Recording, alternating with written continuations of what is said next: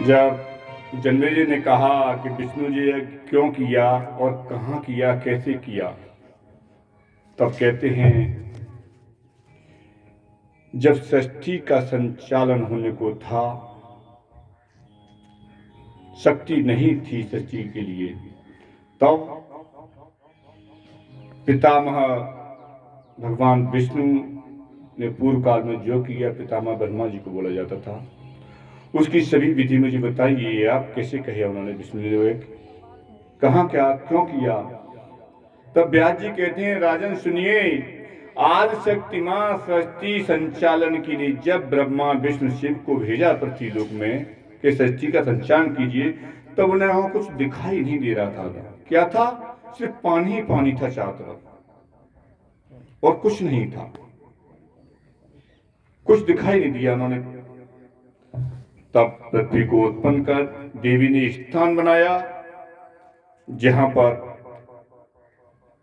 की तैयारी की, परंतु पृथ्वी मेद युक्त थी,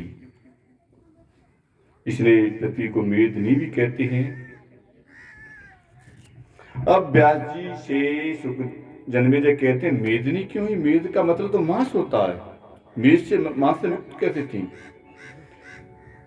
तब कहा जाता है मधु कैठवयोर मेद संयोगना मेदनी स्मृता धारण धरा प्रोक्ता।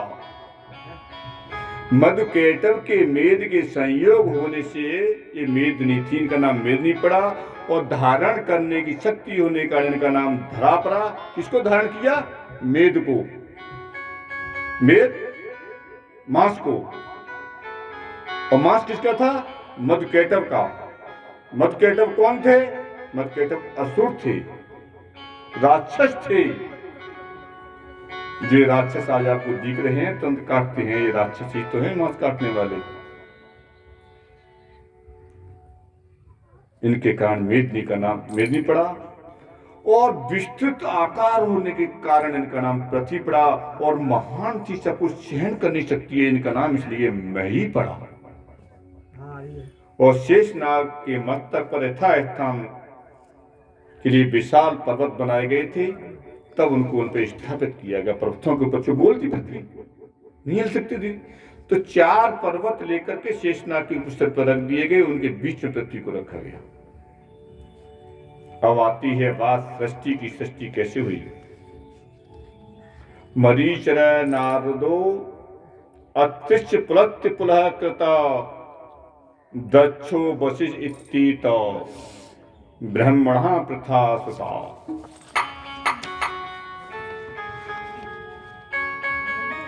इन सभी के माध्यम से लोगों ने यह किया था। विष्णु तदा समाभाष्य सुस्तरा मधुराक्षरा विष्णु उत्तम भव देवानाम हरे श्रेष्ठम सदा। मधुर स्वर से आकाशवाणी हुई उस समय पर, हे विष्णु आप देवता में सर्वश्रेष्ठ हैं, पूजनीय, सामर्थ्यवान होंगे, यज्ञ कीजिए। अब बात आती है मधुकेटव कौन थे जी? मधुकेटव कौन थे? यज्ञ तो उन्होंने किया, संपन्न हुआ, उसके साथ सब सृष्टि चली, पर मधुकेटव कौन थे? भगवान विष्णु शेषनाग की सैया पर सो रहे थे, नाभि से कमल उत्पन्न हुआ, कमल से ब्रह्मा जी हुए, तो ब्रह्मा जी ने कहा जाओ अपना भजन कीजिए, साधना कीजिए, और कुछ नहीं करना, साधना करनी है, तुम ध्यान मन भगवती का ध्यान कीजिए। तो ब्रह्मा जी अपने ध्यान में मस्त हो गए। भगवान विष्णु भी शेषनाग की सैया पर सो गए, उनके कानों से महल निकला, जिसे हम क्या बोलते हैं, अब कानों में निकलता है, ठीक जानता नहीं, मुझे बता देना। ठीक, वो ठीक से जैसे निकला वो समुद्र में गिरी, और उसमें से 2 पुत्र पैदा हो गए। वो बहुत बलवान थे। जो गंदगी थी, बहुत बड़ी गंदगी, खराब गंदगी है, इसका प्रयोग नहीं होता है, इसलिए असुर हुए, और जन्म लेते ही बहुत बड़े हो गए। अब तो इस समुद्र में इधर से उधर, उधर से इधर घूमने लगे। अब समुद्र में जिन जंगली जलचरों को देखते उनको मारते, खा लेते। भाई जलचर हैं, उनको युद्ध तो कर नहीं सकते, तो उनको घमंड हुआ कि हमसे बड़ा ताकतवर कोई नहीं है। हम कौन हैं, कहां से आए हैं, कैसे क्या है।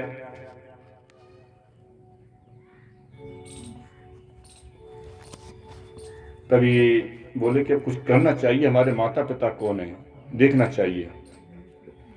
तब भक्ति ने, जो मोह माया थी, उन्होंने इनको प्रेरणा दे दी कि आप तप कीजिए। आकाशवाणी के माध्यम से बीज मंत्र दे दिया और तप करने को बोल दिया। ये तप करने लगे। तप करने के बाद, तप करने से केवल शक्ति और हो गई, ताकतवर हो गए। अब तो सभी को मानने लगे। तो सबसे पहले इनकी दृष्टि पड़ेगी ब्रह्मा जी पर। बोले अरे हमारा तो एक सर है, इसके 4 सर, ये कौन आ गया यहाँ पर।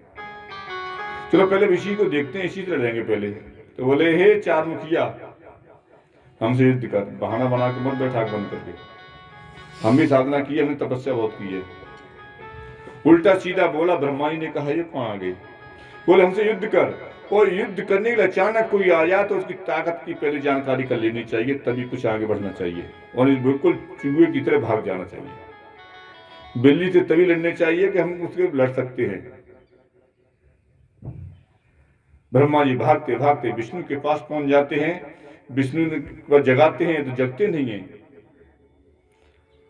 तब योग निंद्रा की स्तुति करते हैं, भगवती माँ आप इनकी निंद्रा खोलिए, तभी मैं इनको जगा सकता हूँ। इनको इसमें निकालिए, आप निंद्रा देवी इनके शरीर से निकलिए आप। तब योग निंद्रा निकलती हैं, दर्शन देती हैं। तब विष्णु भगवान जगते हैं। तब विष्णु कहते हैं हे ब्रह्मा जी, यहाँ कैसे आ गए आप। आपसे हमने कहा वहां साधना करनी, तपस्या करनी, ध्यान करना, आप कैसे आ गए यहाँ पर। पीछे से मधुकैटभ भी आ रहे थे। तो बोले प्रभु ये आपके ही 2 पुत्र हैं, ये मेरे मारने को दौड़ रहे हैं, क्या करूं मैं, ये मुझे बैठने नहीं दे रहे हैं। वो कहते अच्छा ये शेष की नाक पर लेटा हुआ तो बच जाएगा इससे, हमसे तू इसके पास आया है। चल पहले तुझे बाद में देखेंगे, पहले इसी को देखेंगे। भगवान विष्णु से मधुकैटभ का युद्ध हुआ 5000 वर्ष तक। मधु हार जाए तो कैटभ लड़ने लगे, कैटभ हार जाए तो मधु लड़ने लगे। विष्णु ने कहा कि क्या हो रहा है, मैं क्यों नहीं हारता। तो बोला कि एक काम कीजिए, धर्म नीति कहती है तो दोनों लड़ रहे हैं मुझसे एक एक करके। मैं हार गया, मुझे बैठने दो, आराम करो, उसके बाद लड़ूंगा। ध्यान किया उन्होंने भगवती का।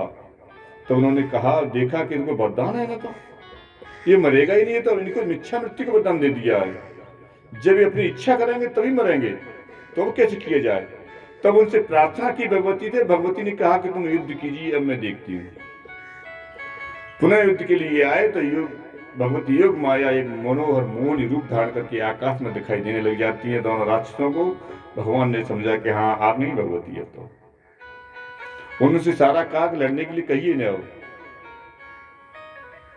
तो बोले आइए लड़िए। तो बोले कि लड़ेंगे, अभी रुक जा, कि नहीं युद्ध कीजिए मुझसे, और नहीं है तो आप अपने चले जाइए, मैं वरदान दूंगा आपको। विष्णु ने कहा आपको वरदान दे रहा हूं, आप जाइए मुझसे वरदान लेकर के, मैंने आपको माफ किया।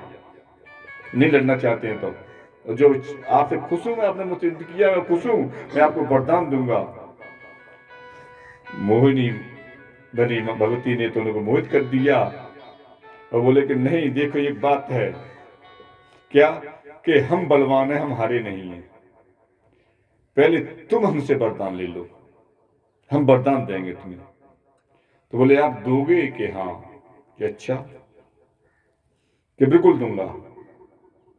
कि आप वरदान देते हो तो ठीक है, वचन ले लिया, संकल्प करा लिया कि क्या कि अपनी मृत्यु मेरे हाथों से ले लीजिए। तो बोले फंस गए दोनों। बोलिए क्या हुआ। अब वचन को टाल भी नहीं सकते हैं, चाहे भगवती मोहिनी के चक्कर में फंसे हुए थे वहां पर। उन्होंने कहा ठीक है विष्णु, तूने वरदान देने के लिए पहले कहा था कि हम वरदान देंगे, तो तू भी हमें एक वरदान दे दे। कि क्या, कि हमारी मृत्यु सूखे में हो, गीले में न हो, और हमारे शरीर को धने लायक स्थान हो। तो बोले कि ऐसा ही होगा, किसी अस्त्र से भी नहीं होनी चाहिए। तो बोले कि ऐसा ही होगा। तो बोले कि आ जाइए, अपना विराट रूप बनाया, दोनों जंघाएं फैला दी और दोनों सर रख लिए। सुदर्शन को फैन के सारे से लेकर के फैन से इनके सरों को काट दिया। इसलिए मधुकैटभ दोनों दैत्यों का वध होता है। बोल भगवान विष्णु की। इसलिए नारायण जी का ये थोड़ा भजन हो जाए यहाँ पर भगवान विष्णु का। मत केटव का वध किया, थोड़ा सा 2 लाइन कहीं ज्यादा नहीं।